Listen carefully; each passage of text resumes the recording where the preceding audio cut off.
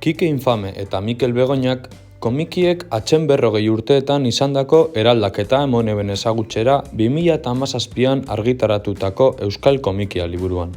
Oin, Igorreko kulturretxean dago ikusgai erakusketea. 36 panelen bitartez erakusten dira Euskal Komikiaren bilakaera eta etapa desberdinak. 1975ean Francoren heriotza gazazten da historio hau. Aldizkarien bumetik fanzinen agerraldira arte, eta egile komikitik atzerriko merkatuen konkistaraino. Euskerazko lehenengo argitalpenen irekiratik eleberri grafikoaren finkapenera arte.